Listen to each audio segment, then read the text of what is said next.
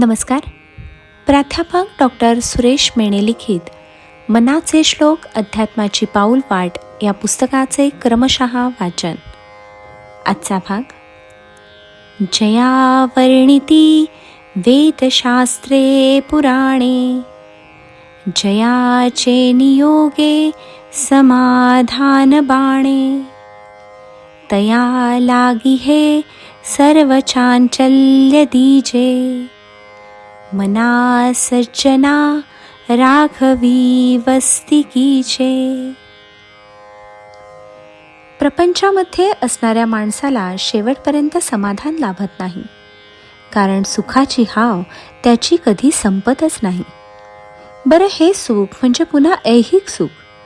पैसे मिळाले तर आणखी जास्त मिळावे अशी अपेक्षा. पत्नी मिळाली तर संततीची चिंता. संतती लाभली तर त्यांचे पुढे कसे होईल ही चिंता.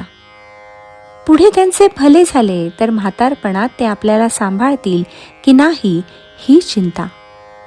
या व अशा अनेक दुःखांमुळे समाधान लाभतच नाही. ठेविले अनंते तैसेची राहावे, चित्ती असो द्यावे समाधान. हे फक्त आम्ही ऐकतो, वाचतो, सर्व कळतं पण वळत नाही. त्यामुळे आमचं मन सदैव सुखाच्या ओढीने धावत राहतं. त्यामुळे त्याला स्थिरता कुठून येणार? सर्वात जास्त चंचल काही असेल तर ते आपले मन आहे. मनाला बाधित करणारी गोष्ट म्हणजे चंचलता. समर्थ सांगतात की हे जे चांचल्य आहे, ही जी चंचलता आहे ती तू भगवंताला अर्पण कर, कारण तो भगवंत समाधान देणारा आहे. वेद, शास्त्रे, उपनिषदे, पुराणे या सर्वांनी फक्त भगवंताचेच वर्णन केले आहे. त्याचेच स्तुती स्तोत्र गायले आहे. त्या अनादी अनंत अशा परमेश्वराचेच गुणगान केले आहे.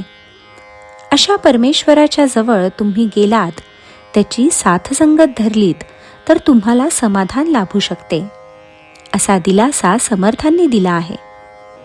तुकाराम महाराज म्हणतात, झाले समाधान तुमचे धरिले चरण. हाच भाव आपल्या सर्वांच्या ठायी असला पाहिजे. फक्त त्या भगवंताचे चरण धरले म्हणजे आपोआप समाधान लाभेल.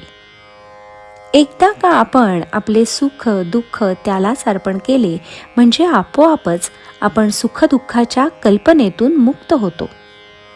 मन स्थिर होईल व ते भगवंताच्या उपासनेकामी लावता येईल. मन जर चंचल असेल तर ते भगवंताची उपासना करूच शकणार नाही. यासाठी ही मनाची चंचलता भगवंताकडे दिली म्हणजे आपण सुखदुःखातीत होऊन भगवंताच्या चरणी लागण्यासाठी सिद्ध होऊ. त्यामुळे मनाची चंचलता परमेश्वरालाच अर्पण करणे ही दुसरी पायरी समर्थांनी सांगितली आहे. पहिली पायरी म्हणजे रघुराज थकीत होऊन पाहणे. हे जर आपण करू शकलो तर आपल्याला समाधान लाभू शकेल. समाधान म्हणजे अशी पायरी की आणखी काही मिळावे अशी इच्छा होणार नाही. ती शेवटची पायरी. यासाठी मनाला समर्थांनी राघवाजवळ वस्ती करायला सांगितले आहे, म्हणजे देवाच्या सान्निध्यात राहायला सांगितले आहे. चांचल्य देवालाच अर्पण करून देवाजवळ राहणे, यामुळेच परमार्थ साधू शकेल व आत्मोद्धाराचा मार्ग मोकळा होईल, असे समर्थांनी सांगितले आहे.